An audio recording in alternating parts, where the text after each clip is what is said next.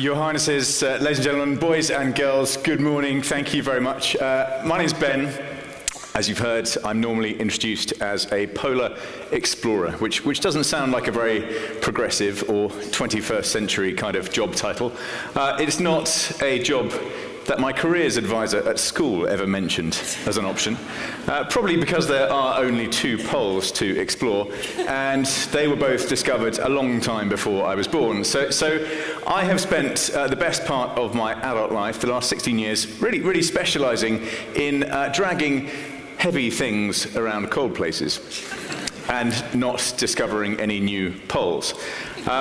Kurt Hahn talked, of course, about the importance of self-discovery. So I guess if I'm an explorer of anything, it is of human limits and not geographical ones in the Edwardian sense of the word. Now, what on earth does being a sledge dragger qualify me to talk to you about today? Well, my hope is not that I inspire you to go away tomorrow and buy some skis and a sledge and do anything silly like this, but more that my story might give you some food for thought when it comes to your own journeys, your own aspirations, your own challenges. It's a story about success, about failure, about giving nearly everything I had to try to achieve something that had never been done before. Now, the bad news is I am standing here with a clicker about to show you some PowerPoint slides.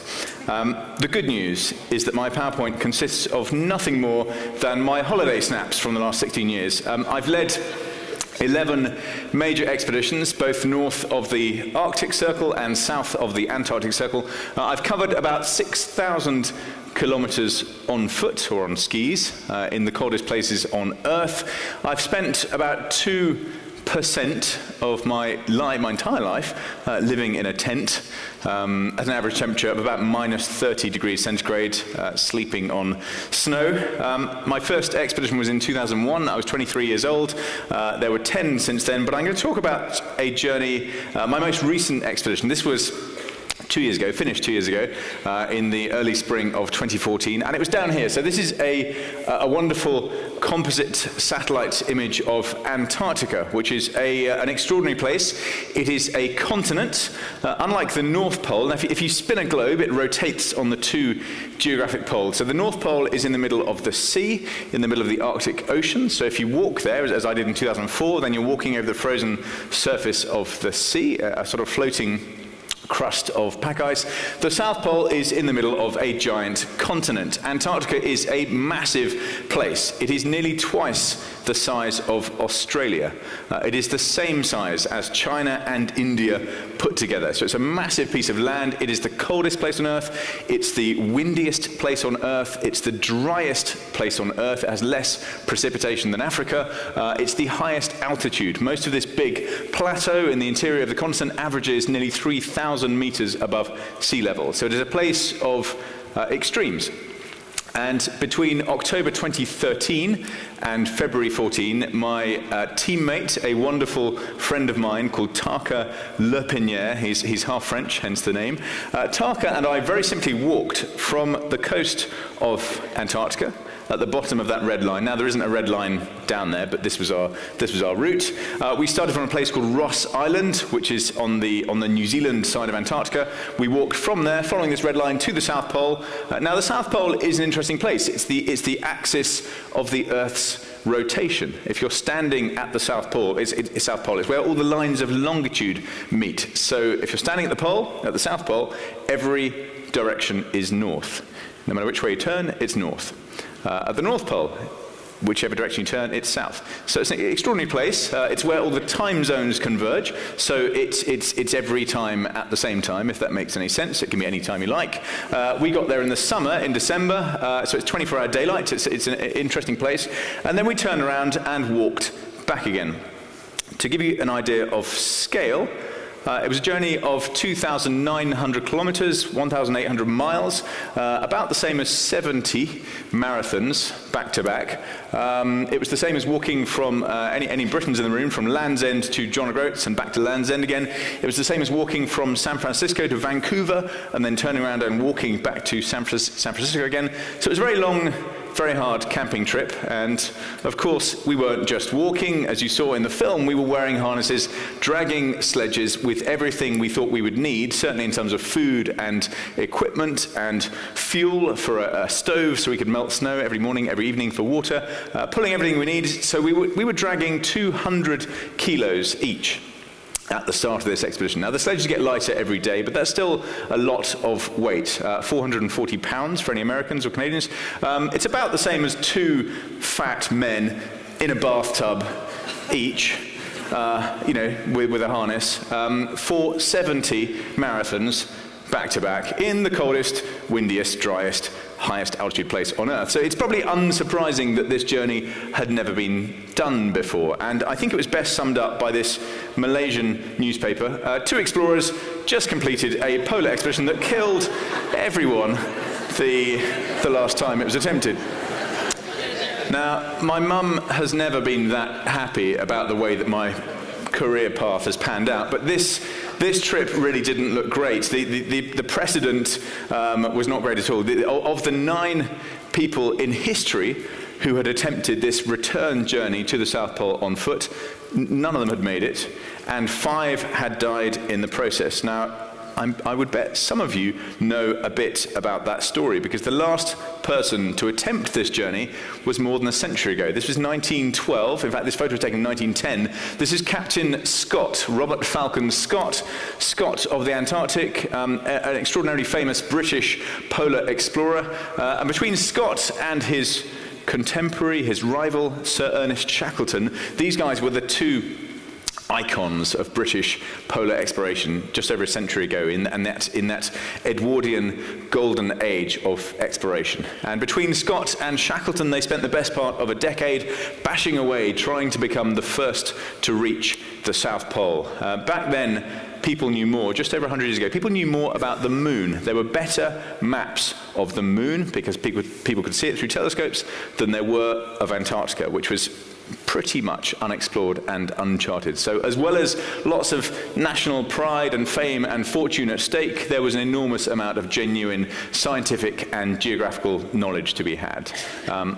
So Scott and Shackleton for 10 years bashing away. Scott tried first with an expedition called Discovery. Shackleton tried next with one called Nimrod. And then Scott tried a 3rd time with a trip called Terra Nova. The Terra Nova expedition set sail from the UK in 1910 in a wooden boat. And it was a giant sort of siege-style approach on the South Pole, with a big team of people using tractors, using dogs, using ponies to drag tons of supplies, positioning a supply chain of depots, caches of food and fuel and equipment stretching towards the South Pole and the Antarctic Plateau. Scott and his final team of 5, the Polar Party he called them, were traveling on foot, dragging their own sledges, wearing harnesses, something Shackleton called man-hauling. So no dogs, no ponies, no tractors, dragging everything themselves, quite slowly, because they were taking snow samples and weather readings and rock samples. They were sketching mountain ranges and glaciers and doing an enormous amount of genuine scientific work. So Scott was traveling quite slowly, arrived at the South Pole after 10 weeks to find, to his horror, they'd been beaten to it.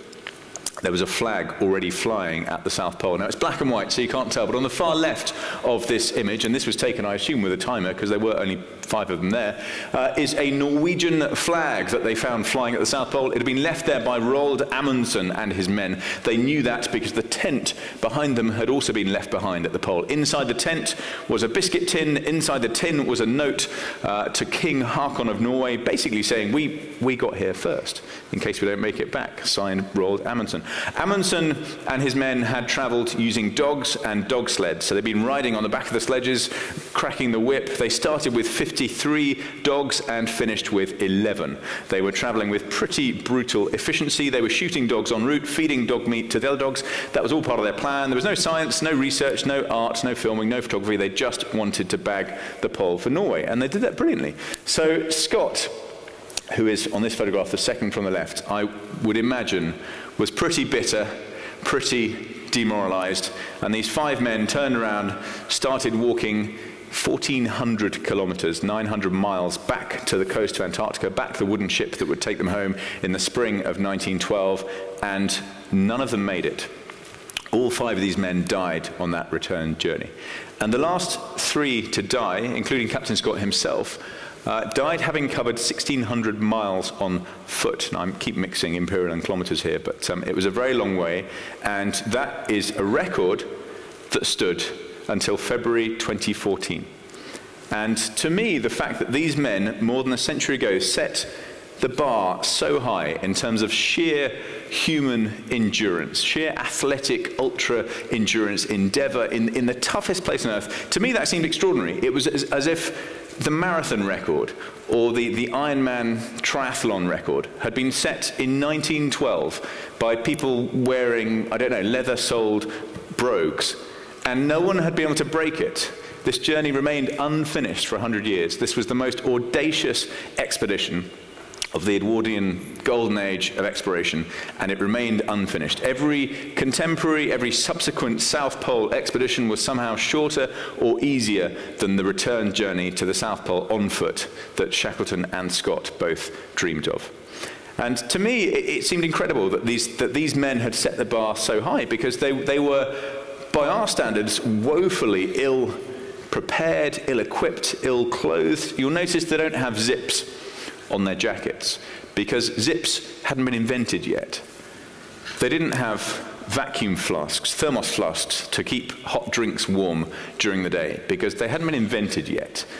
Let alone things like GPS, nylon, synthetic materials, satellite phones, solar panels, freeze-dried food, protein powders, energy drinks, aircraft, helicopters, all of these incredible, the internet, all these wonderful 21st century innovations and advantages. How was it that this journey had never been finished? So I thought it would be an interesting thing to try.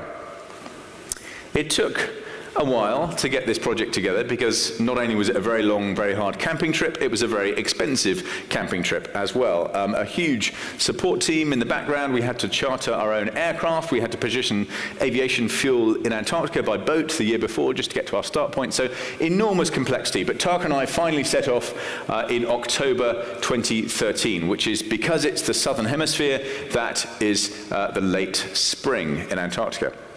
Now, some people said early on, why don't you do it properly? Why don't you wear the same clothing that Scott was? Why don't you drag a wooden sledge and wear, cotton and canvas and wool and silk and do it properly? Well, I might be mad, but I'm not that mad. And actually, if you look at Scott or Shackleton or Amundsen or Nansen or any of those pioneers of a century ago, they were using the best technology they could find. They were trying to do things that were forward-looking and progressive and pioneering. And I wanted this expedition to be the same. So the clothing, the equipment that we had, probably had more in common with spaceflight than it did with men wearing cotton and dragging wooden sledges. We had custom-made clothing, custom-made sledges. The sledges themselves were made of carbon fiber and Kevlar by a man that came from the Formula One motorsport industry. They have Delrin runners, which is a type of plastic that has a very low friction. So we had wonderful 21st century equipment and clothing. But that actually enabled us to attempt this journey in a way that would have been unthinkable to Scott or to Shackleton, which is to have no support. We had no dogs, no horses, no teammates, no tractors. We were pulling everything ourselves. So Scott and his men were pulling between 80 and 90 kilos each. We were pulling 200 kilos each. Now, I'm not saying we had it harder, but I am saying that the technology enabled us to attempt it in a very pure fashion indeed. We started from exactly the same spot, because Captain Scott's hut is still there on the shore of Ross Island on the coast of Antarctica, a bit of land that's dominated by this big volcano in the background called Mount Erebus, nearly 4,000 meters high.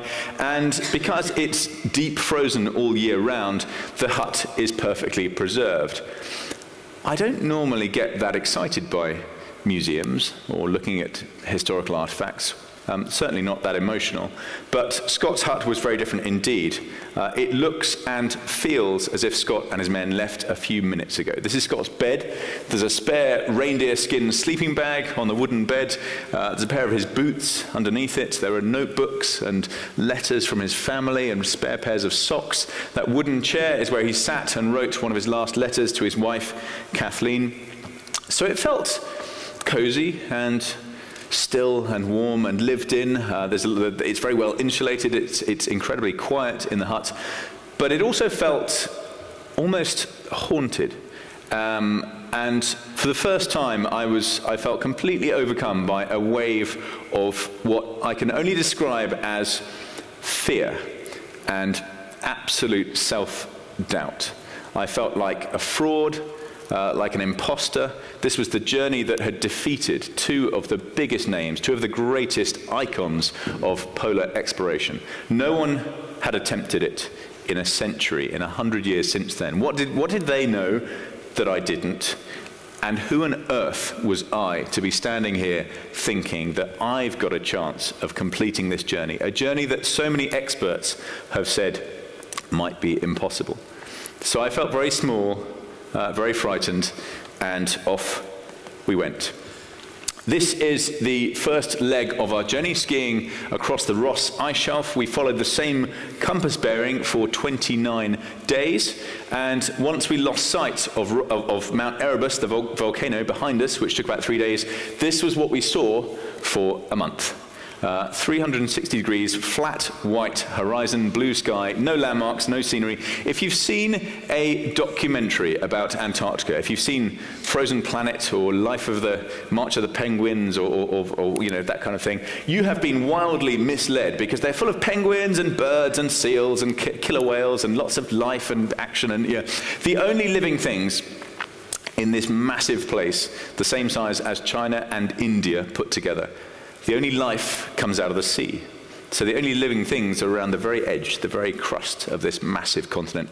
And the interior is completely lifeless, completely dead, completely sterile, giant white desert. So for 3.5 months, we saw nothing living. No plants, no insects, no birds, no animals, very few people, apart from at the South Pole itself, and I'll come to that in a second.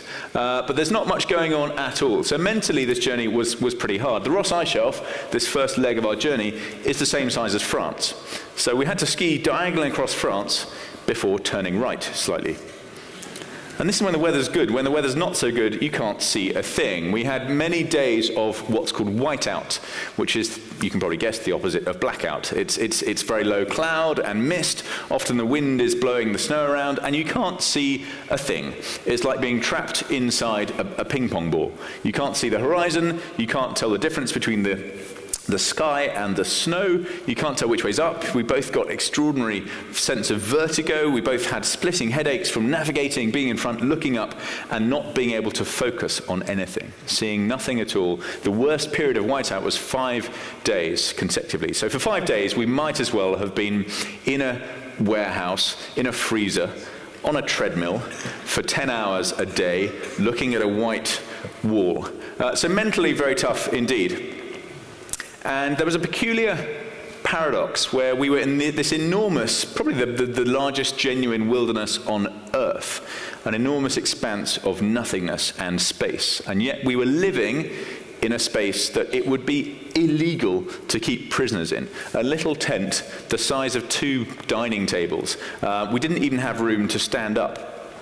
Now, if I tell you we didn't wash for 108 days, certainly not in a sort of hot water and shower gel and shampoo sense, not that I need much shampoo, but we didn't really wash for 3.5 months. We changed our underwear 3 times in the 3.5 months we were out there. So that was a special occasion. Once a month, you change your pants. If I tell you those things, you can imagine living in those sort of close quarters, that you learn a lot about teamwork and human nature, human dynamics under pressure. Taka and I were very good friends. We'd known each other for about 10 years, 11 years before this expedition. We both had enormous trust and faith in each other's abilities, each other's strengths.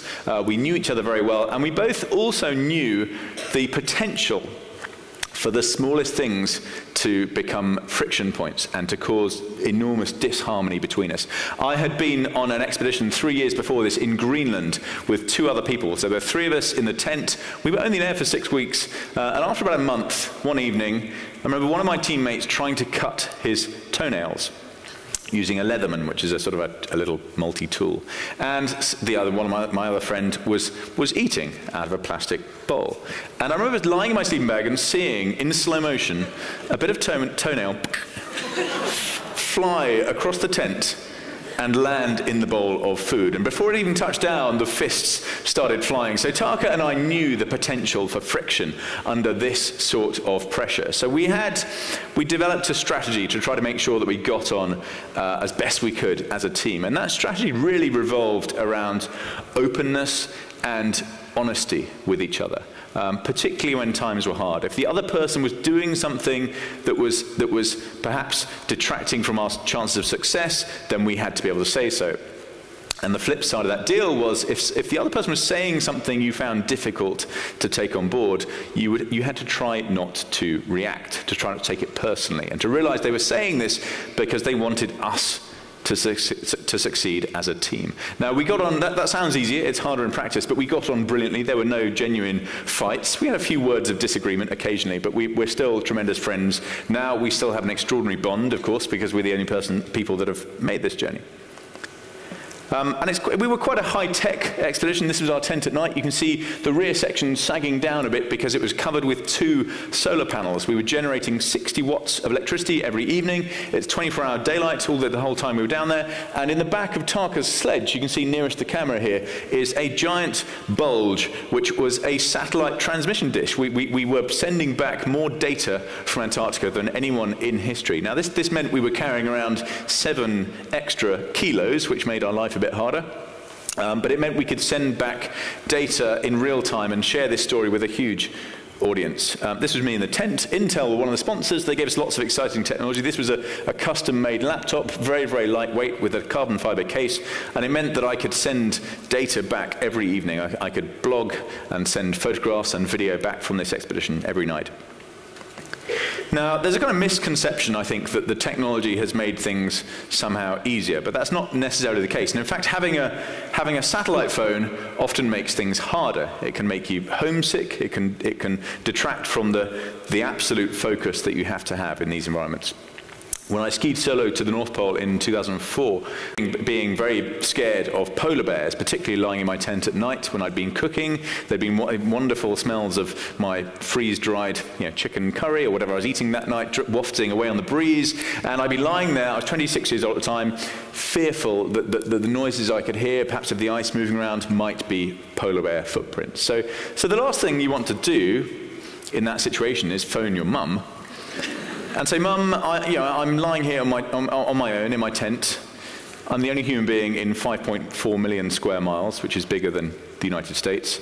I'm feeling pretty cold, pretty tired, pretty lonely. I think I might have just heard a polar bear. What do you think I should do, Mum? So the satellite phone, the 21st century communications, is a double-edged sword. It does not necessarily make things easier. And in some ways, it was very low-tech. We still had dog fur, coyote fur around the hoods of our jackets. This is us high on the Antarctic Plateau. Strong winds, ambient air temperatures of minus 48 degrees centigrade, wind chill in theory of minus 60 or minus 70. So it was like being an astronaut a lot of the time. Everything was covered up. We were wearing our own spacesuits. And some bits of the journey were very low-tech indeed. We had to find, I talked about crossing France and then turning right slightly. Turning right was, before we did that, we had to aim for a tiny gap in these mountains. This is the Transantarctic mountain range, the least explored, the most remote mountain range in the world. It took us a month to walk there from the Antarctic coastline. When we got there, we had to find this little gap on the horizon called the Gateway and turn right and then head up the glacier. The Bindle Glacier is one of the largest glaciers in the world. It's about 180 kilometers long, and it took us from almost sea level on the Ross Ice Shelf to 3,000 meters above sea level on the Antarctic Plateau.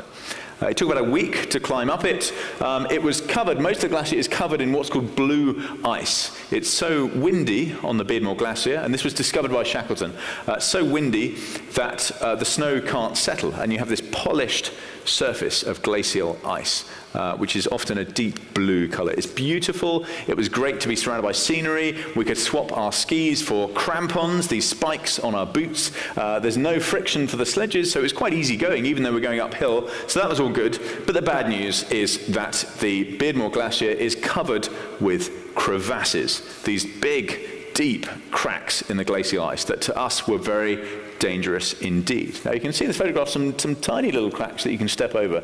They actually were the most dangerous because we realized we could very easily, if we weren't careful, break an ankle or tear a ligament in our knees or fall over and fracture a wrist. So we were very worried and very wary of injury. Some of the biggest crevasses were wider than this hall and deeper, certainly a lot, twice as deep, I think, as this ceiling, probably 2 or 3 or 4 stories deep, some of the biggest crevasses we saw. So very treacherous indeed, and one of the most isolated points of our journey because aircraft can't land on blue ice. So where we're most likely to injure ourselves, we were least able to be rescued if we got into trouble. So it was pretty frightening, but an extraordinary place because you can count on 3 hands, I think, the number of people that have ever walked up the Bindle Glacier, and Tarka and I are the only living people who've walked up it and down it again. So we both know one of the biggest glaciers on Earth pretty intimately. So there was a magic that went along with the fear and the apprehension. When we arrived at the top, we popped out onto the Antarctic Plateau, which, like the Ross Ice Shelf, is flat and white and featureless, with no landmarks. Except this time, it's 3,000 meters above sea level, which is high enough to make life a bit harder. We traveled up there so slowly that we didn't get altitude sickness, but we definitely felt out of breath. It even affected the efficiency of our stove. We needed more fuel to bring snow to hot water and then boiling point at altitude. So it affected our efficiency. We had another 3 weeks of this before we finally arrived at the South Pole, the southernmost point on Earth.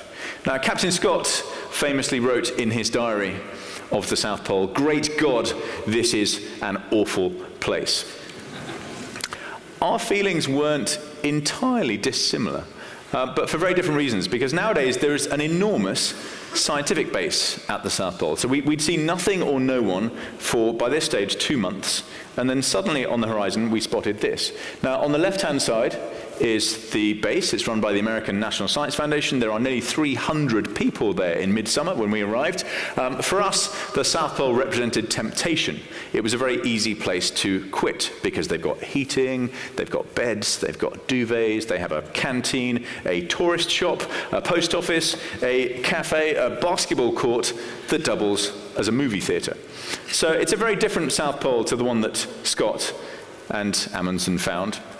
And to us, it would have been an easy way home. So we decided we weren't even going to set foot inside the base. Now, some of you might have seen a big dome-shaped building at the South Pole. That was the original American base. It was built in the 1950s. That is now no longer used. It's being dismantled and slowly sorted out for salvage to be recycled. So on the right-hand side of this photograph is acres and acres of what I can only describe as a junkyard. Now, I'm told it was all eventually being flown out or driven out from the South Pole. But before we arrived at the pole, we saw hundreds of wooden pallets with oil drums. I saw a toilet, I saw dishwashers, I saw an oven, I saw plastic office chairs stacked up, a photocopier, cardboard boxes. So it was a real shock after 2 months of pristine nothingness to see so much man-made stuff and so much noise. We heard the South Pole before we saw it. There are engines, sirens, beepers of lorries and trucks and diggers reversing. So it's an extraordinary place. So we decided we weren't going to stop for a cup of tea. We would just turn around at the pole and get away again as quickly as we could. We also didn't want to get ill. We'd been on our own for 2 months by this stage. We were physically quite tired, and we were worried that meeting people that we'd never met before, there might be a risk that we'd pick up a virus or some infection. So we kept ourselves to ourselves, turned around, and started walking back to the coast again. And this is where things get interesting. On the way out to the pole, we were planning to ski out and back along exactly the same route. We could even follow our tracks if they were still there and hadn't been blown away or covered in snow. And on the way out, we left 10 depots, 10 caches, 10 little buried stashes of food and fuel for our return journey. And we left the last depot quite a long way from the South Pole, thinking it should be midsummer It should be the best weather of the entire trip. The sledges are nearly empty. We've left all the depots, we've eaten all the food, so we'll be really fast. We'll have the best weather, the best visibility, the best surface of the whole trip.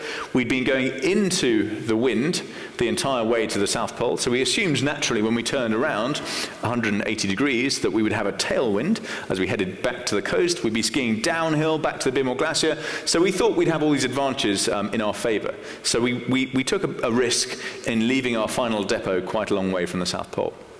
When we turned around, things started to go wrong very quickly indeed. We had some of the worst weather of the entire trip, when we should have had the best.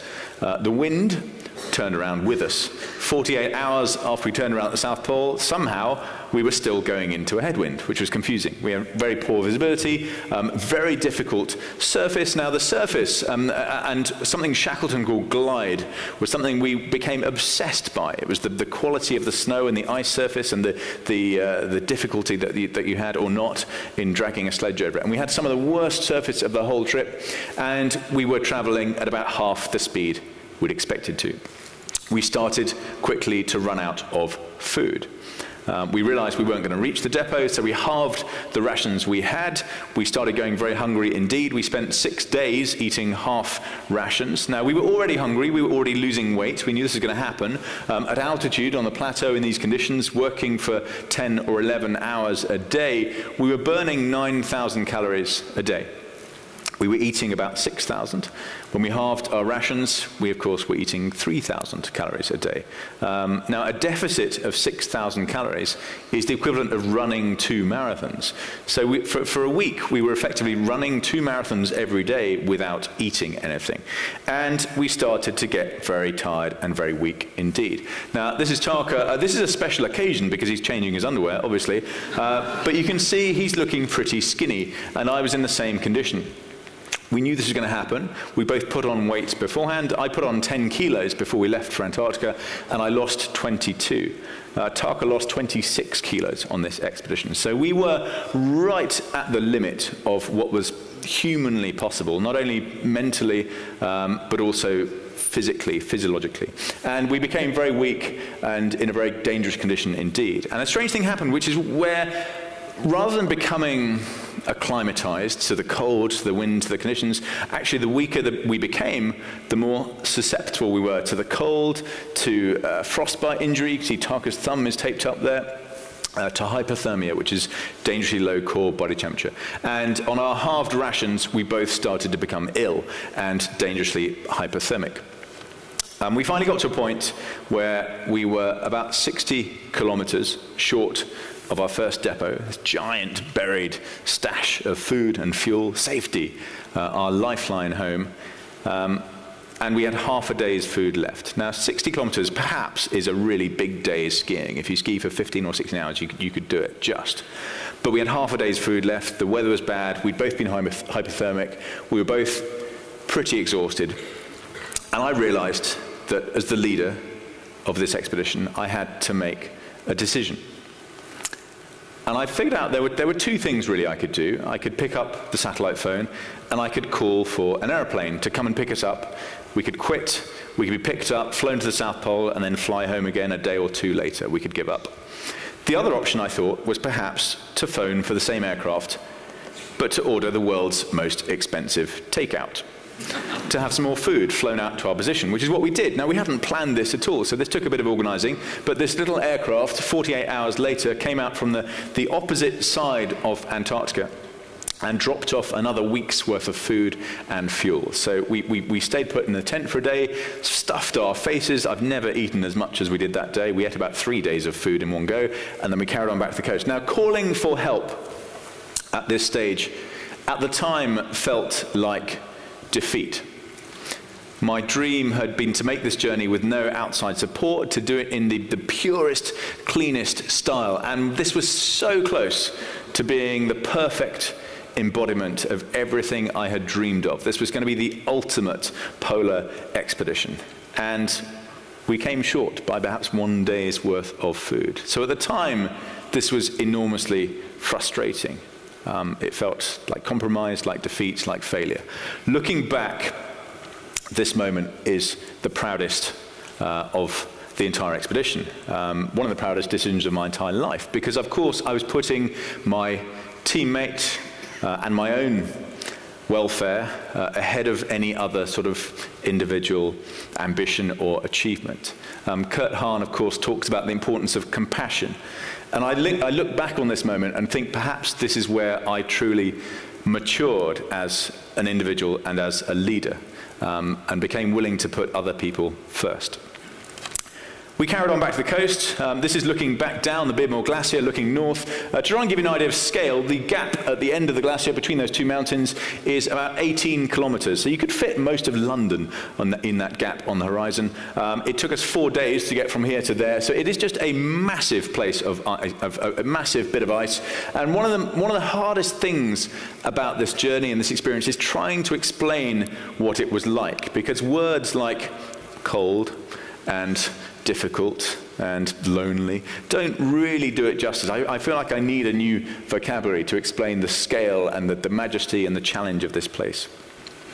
When we got to the bottom of the Bindle Glacier, we found some of the biggest crevasses had been covered in fresh snow. On the way up, they'd been easy to navigate around. Now it was very hard indeed. We had to judge, looking at these, you can see these sagging, they're called snow bridges. So the snow freezes and then kind of sinks into the big crevasses. With skis on, you can normally cross these things, but it's pretty dangerous. One of Shackleton's men, Frank Wild, described crossing these snow bridges in the same place as like walking over the glass roof of a railway station. There was a 3 or 4 story drop beneath you if you fell through, and we were so weak by this stage we decided there was no point having a rope between us, a safety rope, because if one person fell in with their sledge, they would probably pull the other person in too. So it was each man for himself for the last few hours on the Bindle Glacier, and then finally we were off onto the safety of the Ross Ice Shelf. We turned left slightly, and all we had to do to finish this journey was to ski diagonally across France.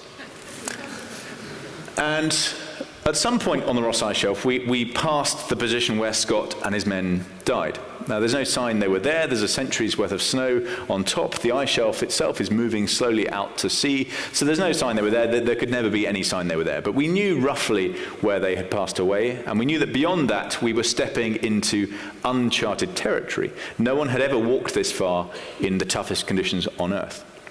And looking back, I was hoping that nearly 4 months in this extraordinary environment with so little stimulus, no people, no gossip, no news, no current affairs, no emails, no social media, no phone calls for nearly 4 months, no Facebook, no Instagram, nothing at all. I hoped that I might reach with 10 or 11 hours a day to do nothing more than think and reflect, that I might reach some enlightened level of consciousness, that this might be like the ultimate retreat or pilgrimage.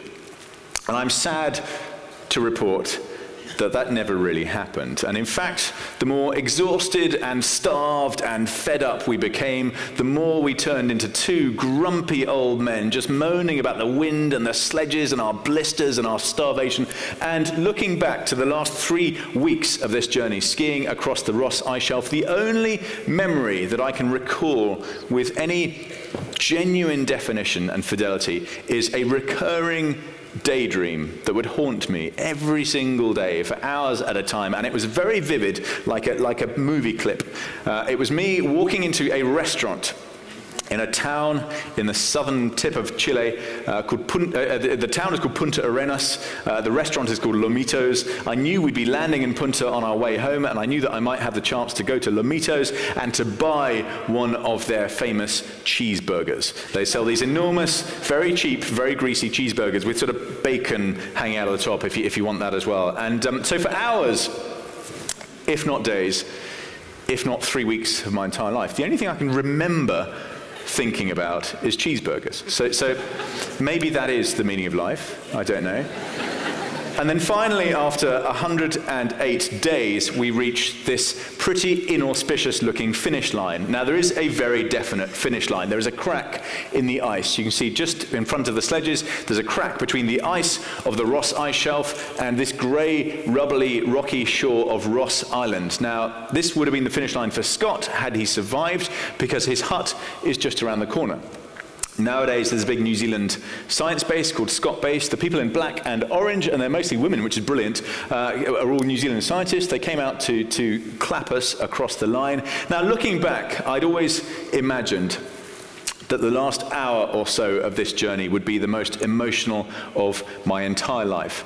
I'd spent the best part of 16 or 17 years working to get to this point. I'd spent longer than that, 2 decades really, dreaming of this journey, since I was a teenager and first reading about Captain Scott and Shackleton and the extraordinary heritage of this unfinished journey. So this was a dream of a lifetime, a dream come true. It had taken not only 16 years of work just to get to the start line, but then 108 days of unspeakable suffering. We nearly starved to death. We were bored and tired and hungry most of the time, dragging this ridiculous amount of weight behind us, making this journey that we were convinced more and more was totally pointless. So an enormous battle physically and mentally to get to this point. And then looking back, not only the journey itself, but tens of thousands of hours training and preparing. There were 10 expeditions building up to this one. Each one was a stepping stone, taking me closer to this goal. There were dozens of expeditions to Greenland, to Iceland, to Norway, to Finland, to the Alps,